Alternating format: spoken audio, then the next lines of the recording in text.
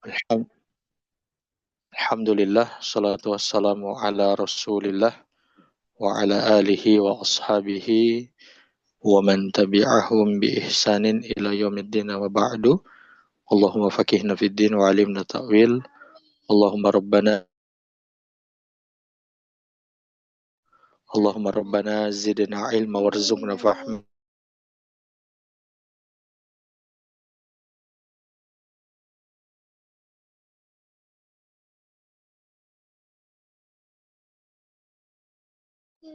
Allahumma inna nas'aluka ilman nafi'a wa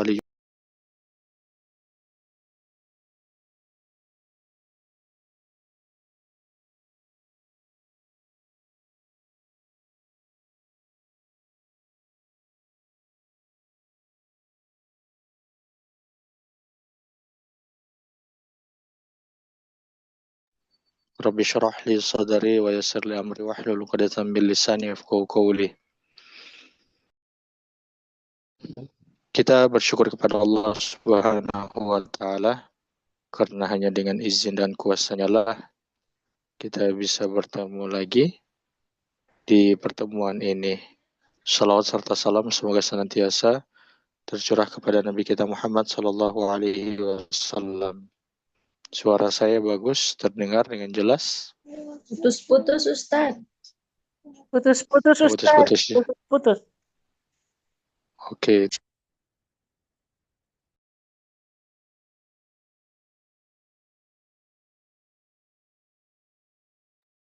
Kalau begini, cek.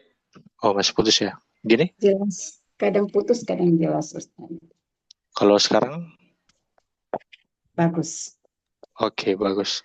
Nanti kalau agak putus lagi, nanti sampaikan ya. Kalau agak putus. Oke, baik. Kita masuk di surat An-Nisa ayat yang ke-89. Silakan dibagikan. Jadi surat An-Nisa ayat yang ke-89.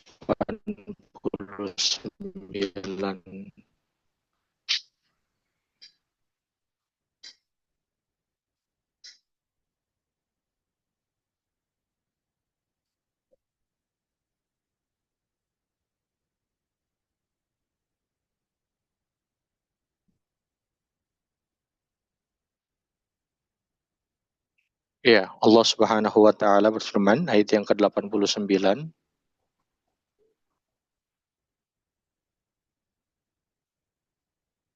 Tunggu ya, lagi sementara dibagikan.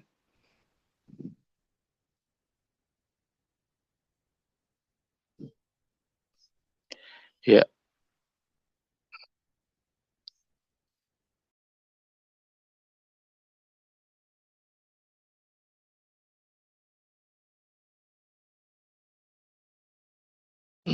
Oke, kita lanjut. Allah Subhanahu wa taala berfirman, "Waddu law takfuruna kama kafaru fatakunu sawaan."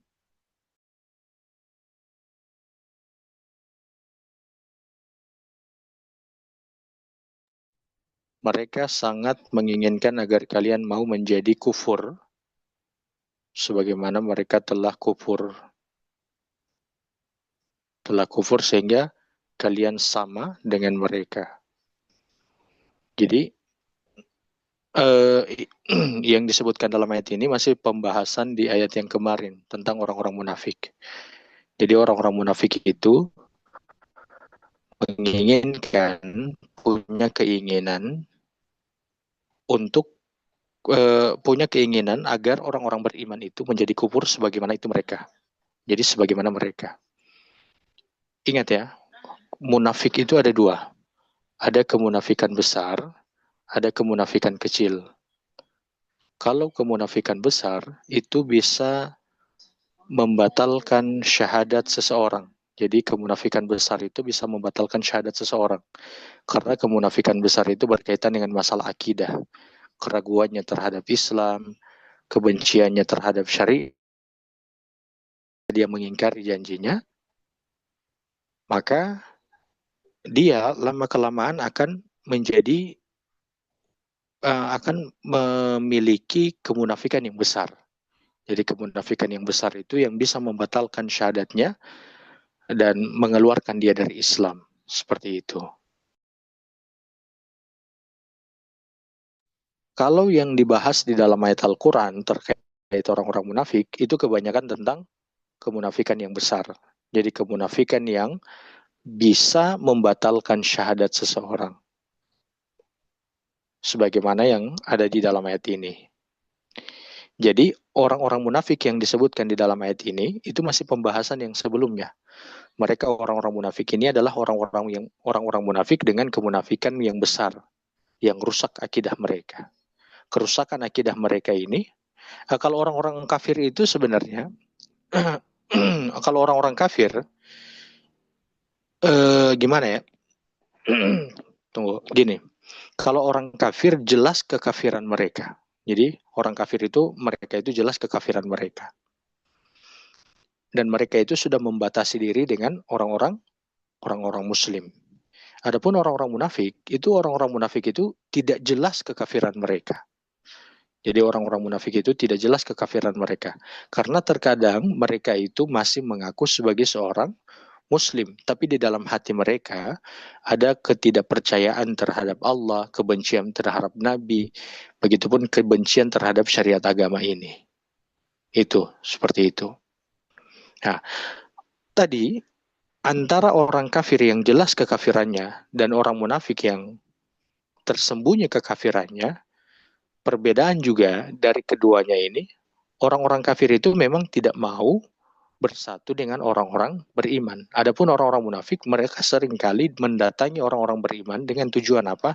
Dengan tujuan untuk mempengaruhi orang-orang beriman. Jadi untuk mempengaruhi orang-orang beriman. Pengaruh seperti apa? Pengaruh agar orang-orang beriman pun ini akan menjadi ragu dengan keyakinan mereka. Jadi akan menjadi ragu dengan keyakinan keislaman mereka, akan menjadi ragu dengan syariat Islam, akan menjadi ragu dengan Al-Quran. Seperti itu. Jadi ini yang memang seringkali dilakukan oleh orang-orang munafik. Makanya di waktu perang Uhud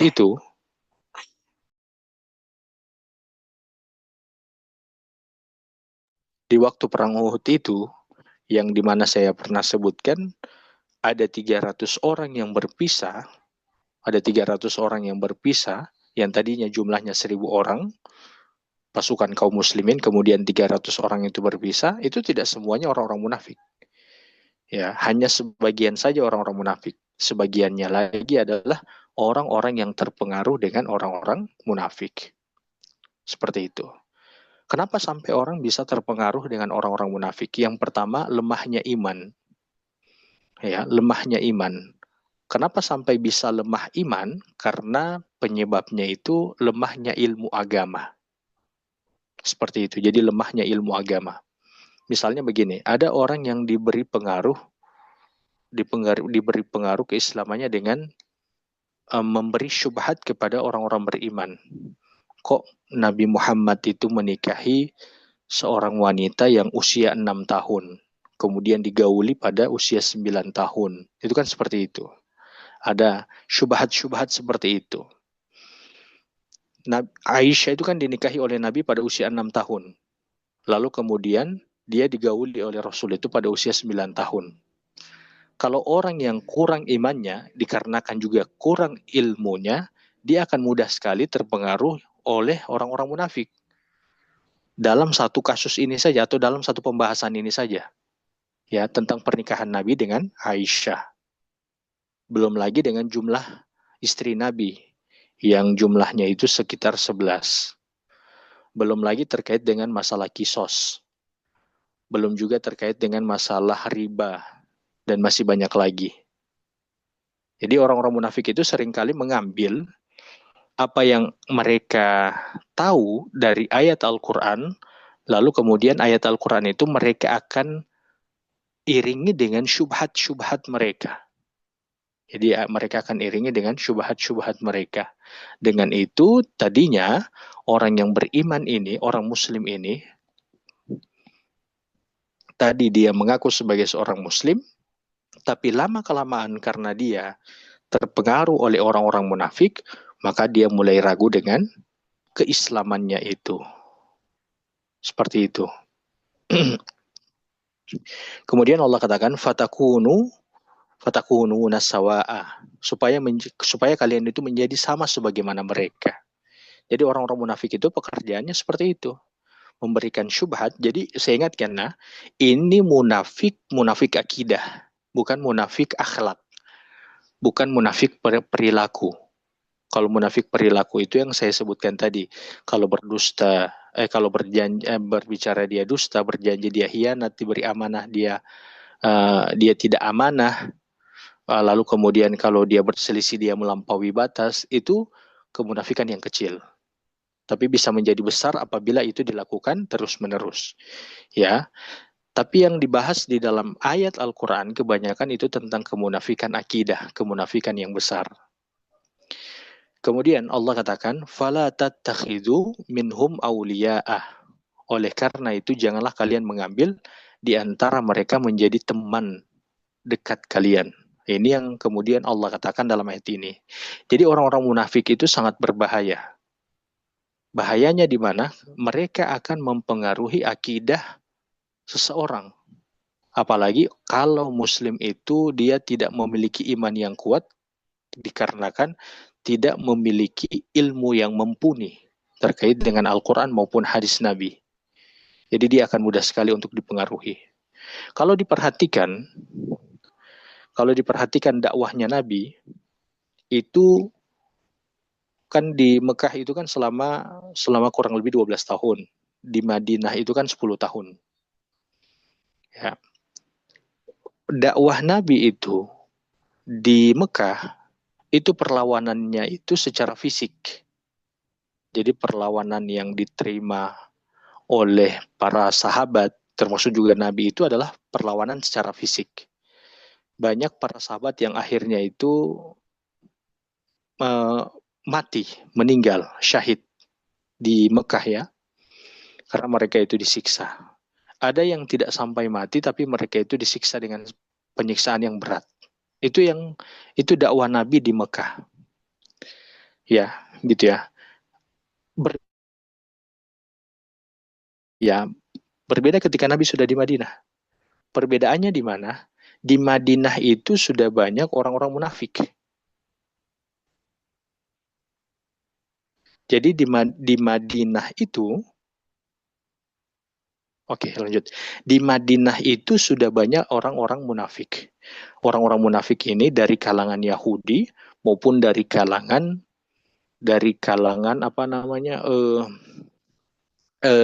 Yathrib, ya, penghuni pertama Madinah sebelum Nabi datang. Ya, saya pernah sebutkan bahwa orang munafik itu di Madinah itu ada 2 jenis. Dari kalangan suku Arab yang memang ada di Madinah. Yang kedua itu kalangan orang-orang Yahudi. Oke, apa perbedaan antara dakwah Nabi di Mekah dengan dakwah Nabi di Madinah? Kalau dakwah Nabi di Madinah itu kebanyakan adalah perang pemikiran. Ya, jadi perang pemikiran. Kenapa sampai disebut dengan perang pemikiran? Karena yang dihadapi oleh Nabi di Madinah itu adalah ahlu kitab. Kalau di Mekah, mereka itu orang-orang musyrikin yang tidak punya kitab. Makanya perlawanan mereka terhadap Nabi itu dengan kekerasan, dengan fisik. Tapi ketika Nabi di Madinah, yang Nabi dapati adalah ahlu kitab. Artinya mereka juga punya kitab. Mereka mampu untuk berargumen. Ya, mereka mampu untuk berargumen. Akhirnya apa? Orang Yahudi ini caranya adalah mereka melakukan perlawanan kepada Nabi bukan secara fisik, walaupun kalau ada peluang mereka melakukannya dengan fisik, tapi kebanyakan daripada golongan orang-orang munafik dari kalangan Yahudi itu, mereka melakukan perlawanan kepada Nabi secara perang pemikiran. Gitu ya, secara perang pemikiran. Dan dakwah Nabi itu kita bisa tarik pada situasi kita di hari ini.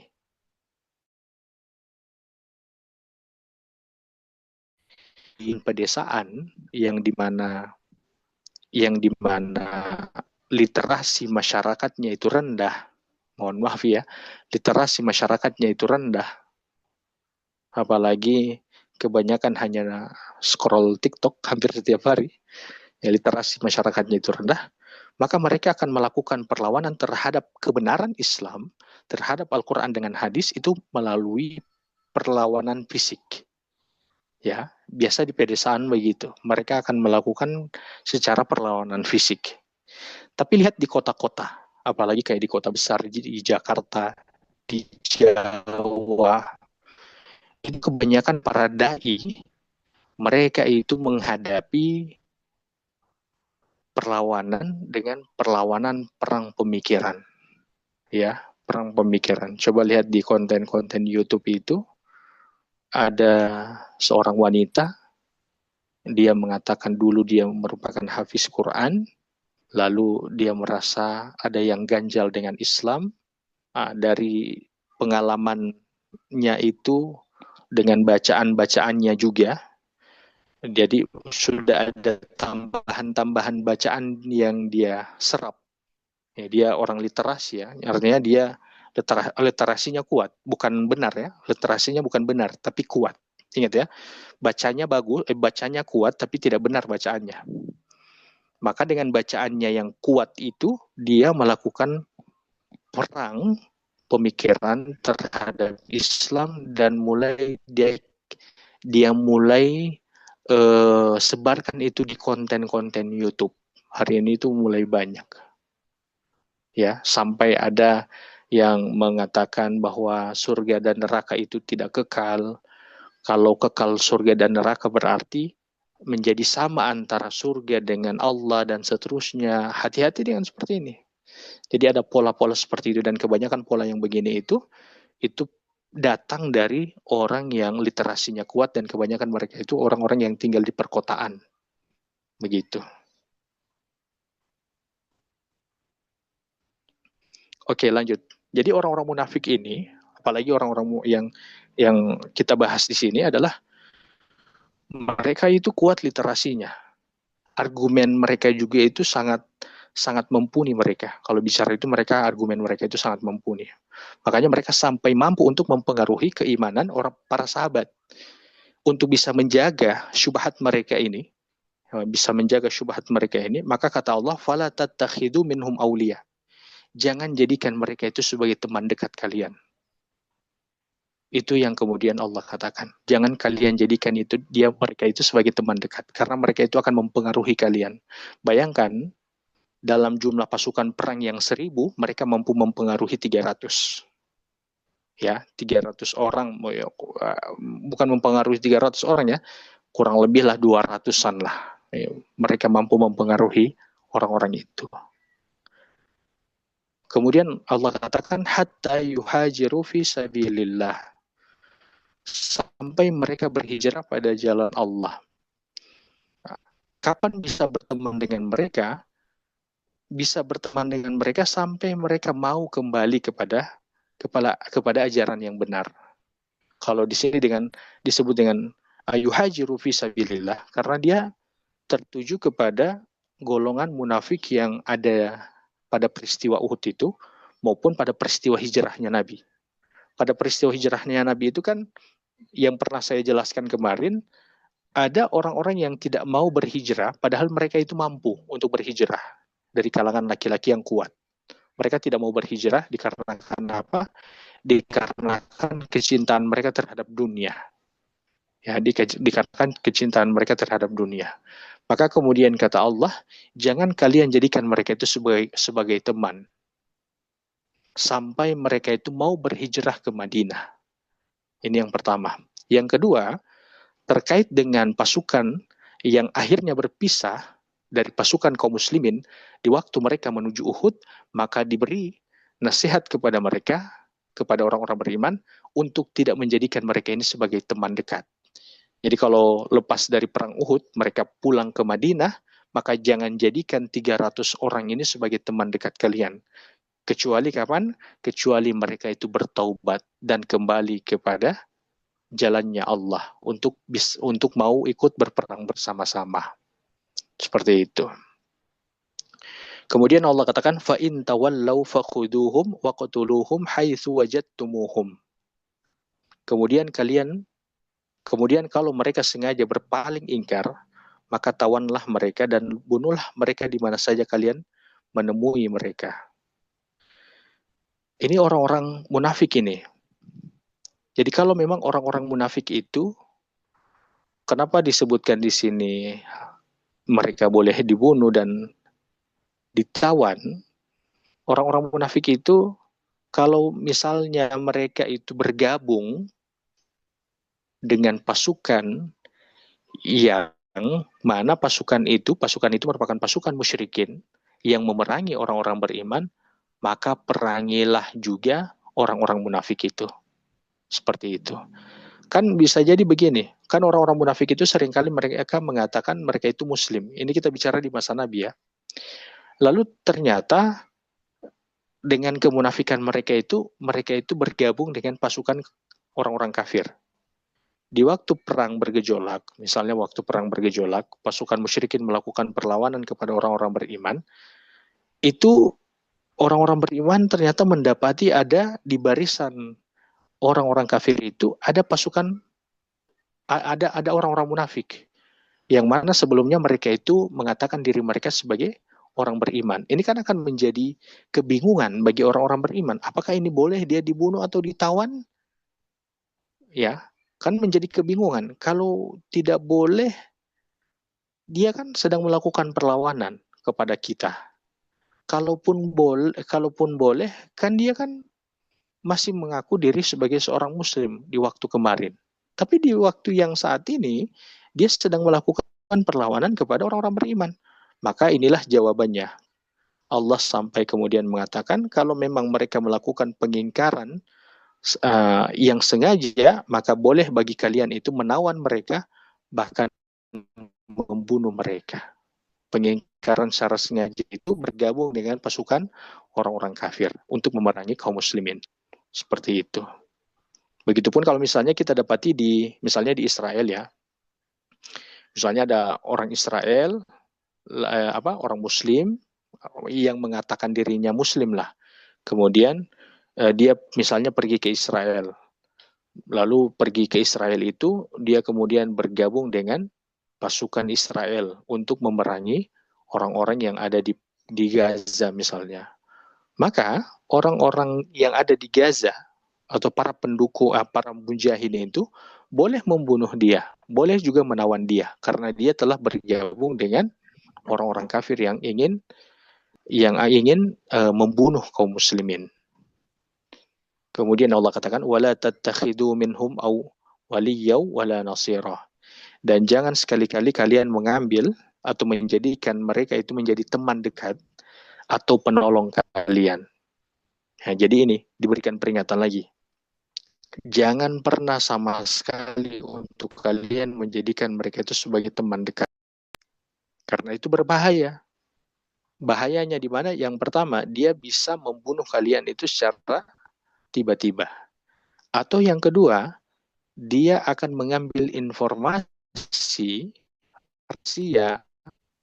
rahasia muslimin ya terkait dengan strategi perang, lalu kemudian informasi itu akan dia sampaikan kepada pasukan kaum musyrikin yang ingin memerangi kaum muslimin. Makanya sampai disebutkan dalam ayat ini, jangan kemudian kalian menjadikan mereka itu sebagai teman dekat atau penolong kalian.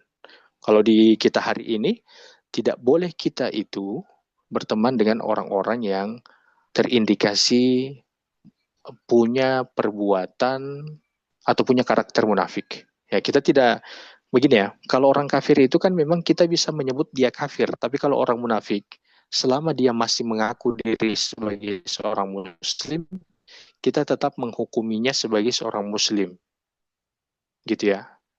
Karena kemunafikan itu di hati. Tidak boleh kita mengatakan orang itu munafik itu haram, tidak boleh. Karena kita telah melampaui batas, seakan-akan kita tahu isi hatinya. Kita hanya bisa mengatakan bahwa dia sedang melakukan perbuatannya orang-orang munafik. Ya, hanya itu saja. Kita tidak boleh mengatakan dia munafik. Kita hanya bisa mengatakan dia sedang melakukan perbuatannya orang-orang munafik. Kalau kita mendapati ada orang yang terindikasi melakukan perbuatannya orang-orang munafik, sebagaimana yang saya sebut tadi, ada seorang perempuan di channel YouTube yang mana dia menyebarkan paham-paham atau pemikiran-pemikiran yang syubhat, maka kita tidak boleh mengambil informasi dari dia atau kita tidak boleh mendengar apa yang dia sampaikan, apalagi kita menjadikan dia itu sebagai teman dekat kita. Oke, ayat berikut, ayat yang ke-90.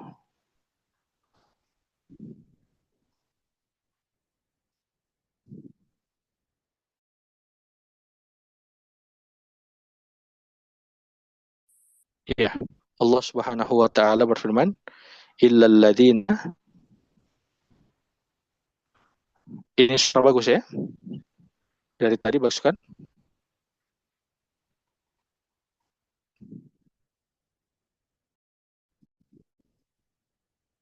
Cek suara saya.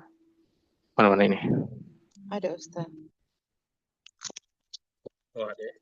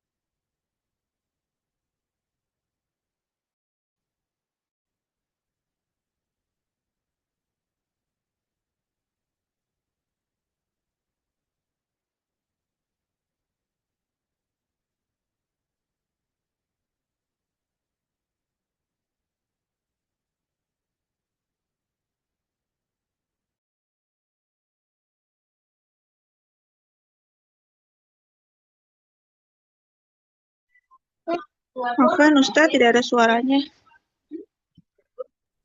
Tapi tadi bagus ya. Ini saya coba kasih keluar ini earphone. Ada Ustaz, bagus. Oke, kita lanjut. Gimana tadi? Akan tetapi jika mereka membiarkan kalian, tidak mengganggu kalian, tidak memerangi dan menawarkan perdamaian kepada kalian, menyerah, Allah tidak memberi jalan bagi kalian untuk menawan dan membunuh mereka. Jadi ini terkait dengan orang-orang munafik yang mana mereka itu ingin berdamai dengan kaum muslimin. Ingin berdamai dengan kaum muslimin. Bahkan ketika kaum muslimin itu dibiarkan untuk menyebarkan agama. Mereka berdamai dengan kita, mereka tidak membuat kekacauan atau tidak memerangi kita, dan pula mereka tidak bersekongkol dengan musuh, maka biarkanlah mereka. Mereka tidak untuk ditawan, dan mereka itu tidak untuk perangi. Kemudian ayat yang terakhir, ayat yang ke-91. Allah katakan, satajiduna akharina yuriduna ayya'manukum. Kemudian jika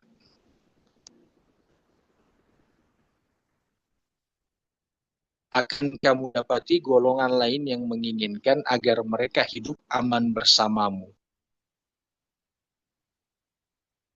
Ada golongan yang ingin mendapatkan keamanan dari orang-orang beriman atau dari negara Islam. Mereka itu tidak mau untuk kita menyerang mereka. Mereka ingin selamat dari pasukan kaum muslimin. Nah, siapa mereka ini? Tentu orang-orang munafik. Nah, cara mereka supaya bisa mendapatkan keselamatan dari orang-orang beriman, biasanya mereka akan mengatakan diri mereka itu sebagai muslim. Ya, jadi sebagai mereka akan mengatakan diri mereka itu sebagai muslim. Wa ya'manu qaumahum. Dan mereka juga mau untuk mendapatkan keamanan dari pihak mereka. Jadi dari pihak mereka. Nah, ini golongan yang berikut juga. Golongan munafik yang jenis keempat. Kalau yang tadi, yang munafik, saya ulangi lagi ya.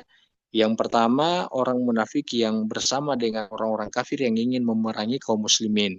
Yang kedua, orang munafik yang tinggal di kawasan orang-orang kafir, yang mana kawasan itu punya perjanjian damai dengan kaum muslimin. Yang ketiga, orang-orang munafik yang tidak mendukung salah satu. Jadi mereka itu tidak membantu orang-orang beriman untuk memerangi orang-orang kafir, dan mereka pula tidak membantu orang-orang kafir untuk memerangi orang-orang beriman. Dan yang keempat, ini orang munafik yang keempat ya. Orang-orang munafik yang keempat ini sebagaimana yang disebutkan di dalam surat Al-Baqarah. Ketika mereka bersama dengan orang-orang beriman, maka mereka mengatakan bahwa diri mereka itu beriman. Akan tetapi ketika mereka bersama wa idza khalau ila syayatinihim qalu, itu kan, dan apabila mereka itu bersama dengan syaitan-syaitan mereka, itu yang Allah sebutkan di dalam surat Al-Baqarah ayat-ayat pertama itu. Maka mereka mengatakan bahwa mereka pun bersama dengan kaumnya mereka. Nah, jadi mereka ini yang bermuka dua, yang keempat ini. Maka Allah katakan kullama ruddu ilal fitnati arkisu fiha. Setiap kali mereka diajak kepada fitnah atau kepada kesyirikan, mereka pun terjerumus di dalamnya. Jadi ketika mereka bersama dengan orang-orang beriman, mereka mengatakan diri mereka itu sebagai orang yang beriman, orang yang mengesahkan Allah, orang yang mentauhidkan Allah. Akan tetapi, ketika mereka kembali kepada kaumnya mereka, maka mereka akan melakukan juga peribadatan kepada Tuhan yang disembah oleh kaum mereka. Mereka diajak kepada kesyirikan, maka mereka pun melakukan hal itu. Karena ingin mengamankan diri. Ingin mengamankan diri dari kaum mereka. Dari kaum mereka.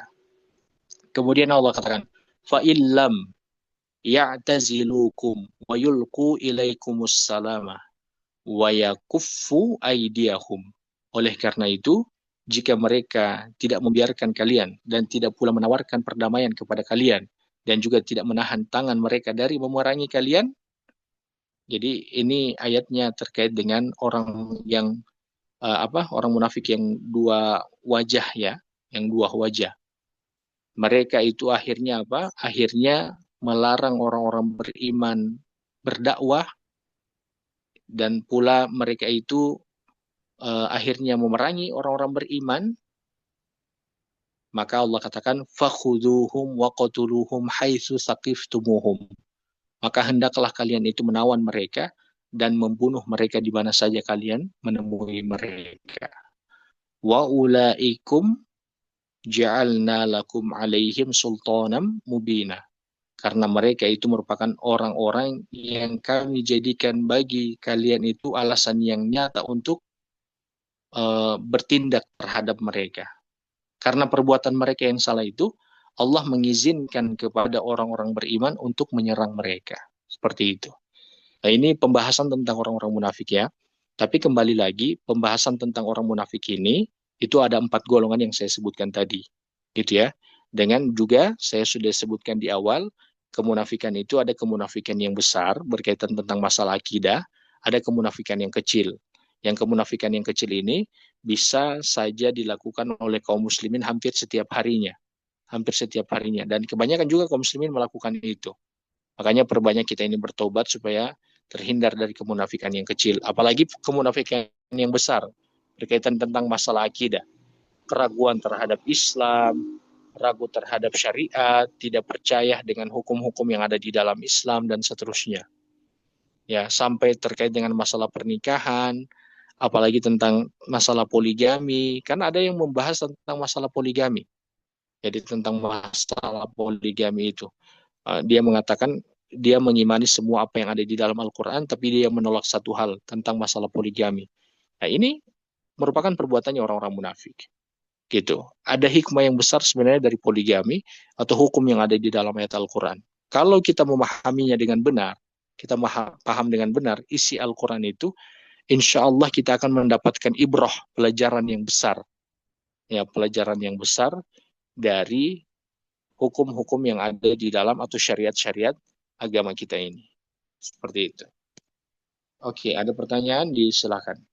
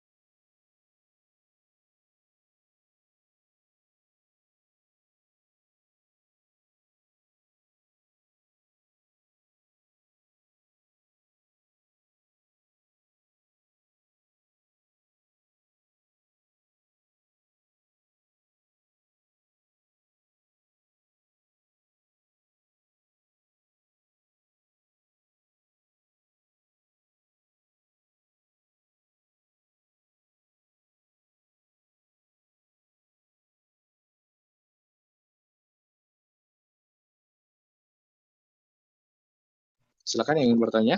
Kalau ada.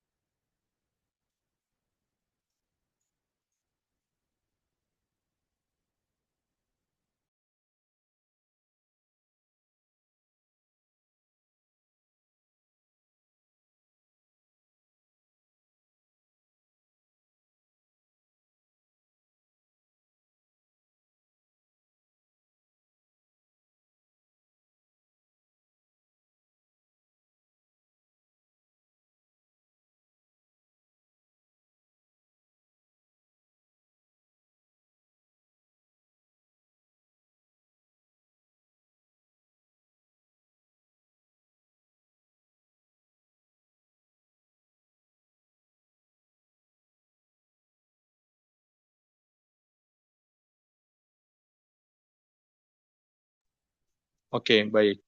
Sini ada pertanyaan. Izin bertanya, Ustadz. Munafik kecil dalam kehidupan sehari-hari itu misalnya seperti apa, Ustadz?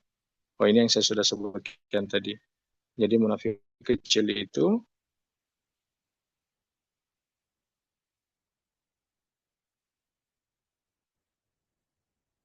oh iya, pertama gini, jadi munafik itu terbagi atas dua, ada munafik besar dan ada munafik kecil. Munafik besar itu terkait dengan masalah akidah, gitu ya. Adapun munafik kecil itu terkait dengan masalah perilaku. Ya, kalau munafik besar itu kan keraguan terhadap Islam, kemudian ketidakpercayaan terhadap syariat, keraguan terhadap Nabi, dan seterusnya. Dan kebanyakan pembahasan yang ada di dalam Al-Quran berkaitan tentang orang-orang munafik, itu adalah kemunafikan yang besar. Jadi kemunafikan yang besar yang membawa kepada perbuatan kufur. Seperti itu. Kemudian adapun kemunafikan yang kecil yang berdasarkan dengan hadis Nabi, itu kan ada 4 tanda. Yang pertama, jika dia berbicara dia berdusta. Kedua, jika dia berjanji dia mengingkari. Yang ketiga, jika dia dipercaya dia khianat. Dan yang keempat, jika dia berselisih, maka dia melampaui batas. Tapi ingat, walaupun ini merupakan kemunafikan yang kecil, kalau dilakukan secara terus-menerus, maka ini akan berubah menjadi kemunafikan yang besar. Seperti itu.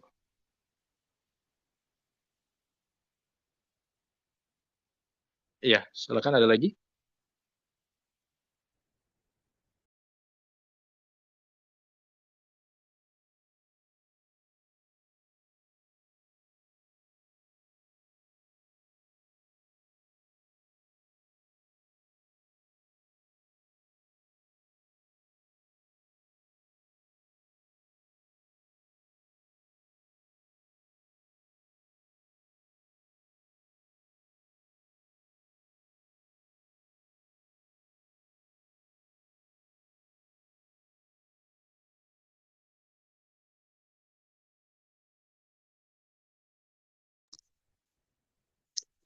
Izin bertanya Ustaz, kita percaya tentang poligami itu boleh, tapi nggak setuju suami buat poligami. Apakah itu termasuk munafik? Apakah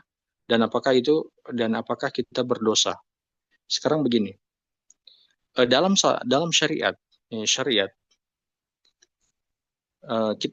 di luar dulu ya pembahasan masalah poligami secara pribadi masing-masing dari setiap perempuan. Ada yang setuju dan ada yang tidak setuju untuk pribadinya, gitu ya. Gini, setiap syariat yang ada di dalam agama itu dia merupakan solusi terbaik. Dia merupakan solusi terbaik. Yang kedua, penjagaan terbaik. Itu ya. Jadi syariat itu yang pertama dia merupakan solusi terbaik. Yang kedua, dia merupakan penjagaan terbaik. Penjagaan siapa? Penjagaan bagi setiap para pelakunya. Oke, baik.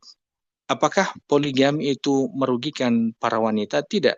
Justru poligami itu ketika disebutkan di dalam surat An-Nisa itu untuk mendukung hak-hak perempuan.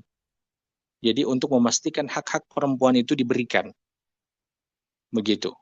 Karena di zaman dulu sampai hari ini banyak yang namanya selir.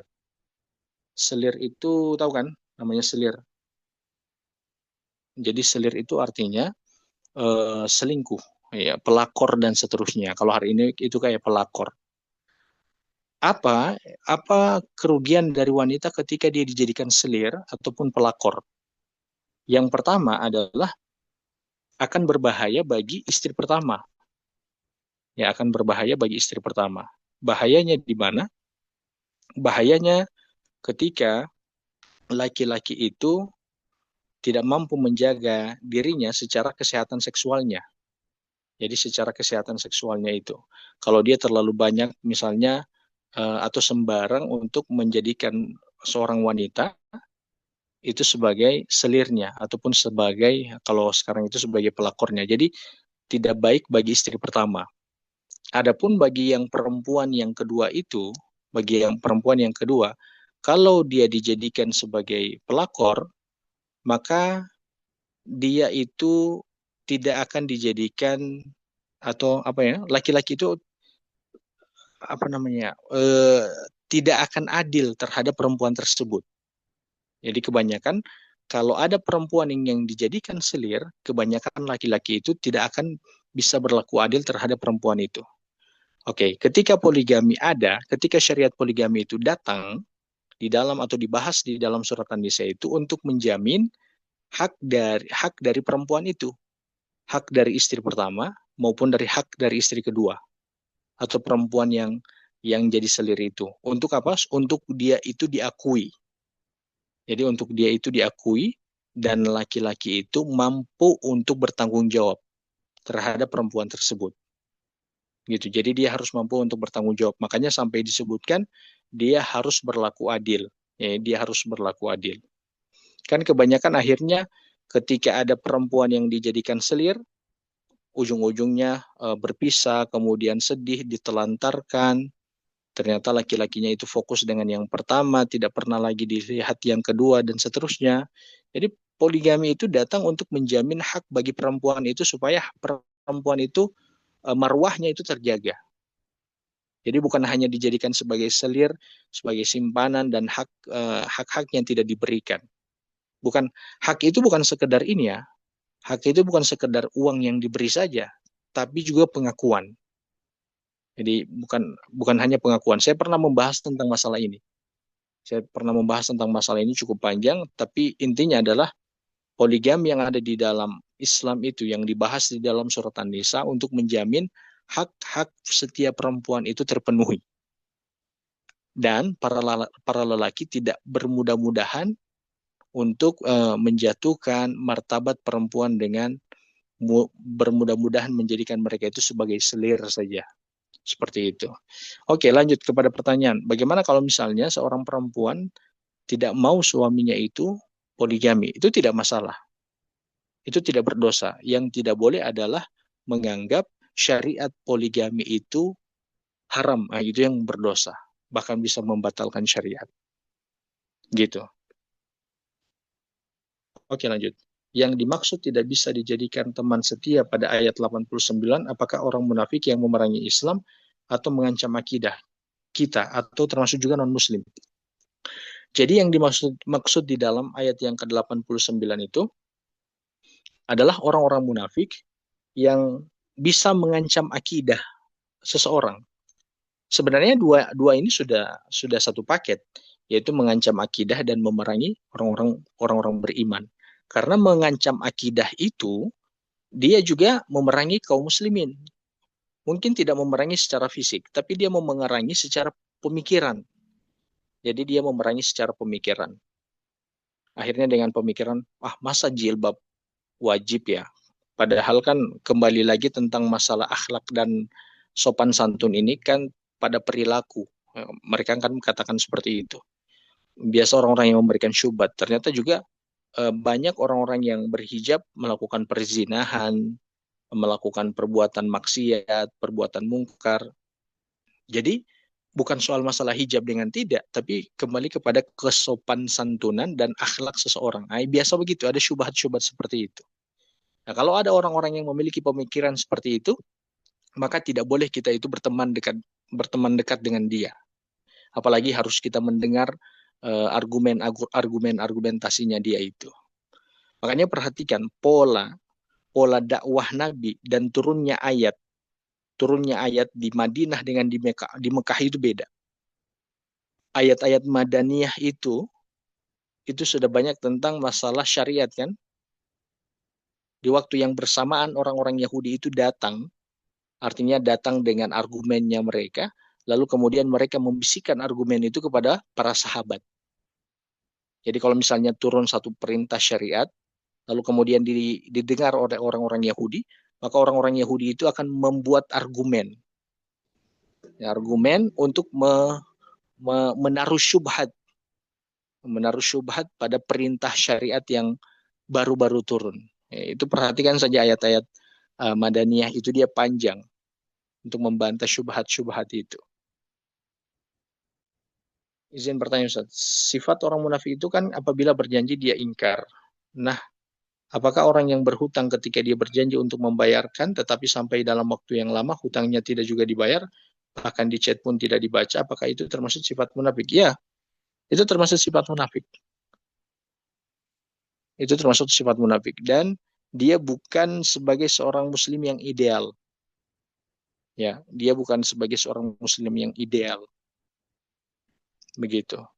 Jadi itu termasuk perbuatannya orang-orang munafik pada kemunafikan akhlak. Bukan pada akidah, tapi pada akhlak. Tapi hutang ini juga bahaya nanti. Kalau ada orang yang mati dalam keadaan dia masih memiliki hutang, di akhirat nanti kebaikan-kebaikannya itu akan diberi kepada orang yang dia hutangi. Seperti itu. Ada lagi? Silakan.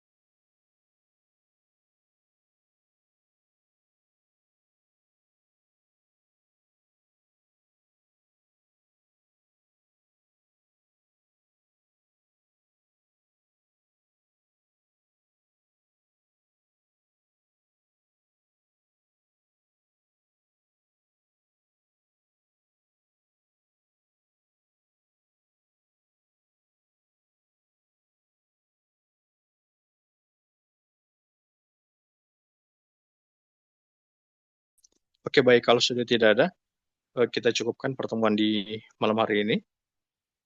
Kita tutup dengan doa kafaratul majelis. Subhanakallahumma bihamdika asyhadu an la ilaha illa anta astaghfiruka wa atubu ilaik. Assalamualaikum warahmatullahi wabarakatuh. Waalaikumsalam.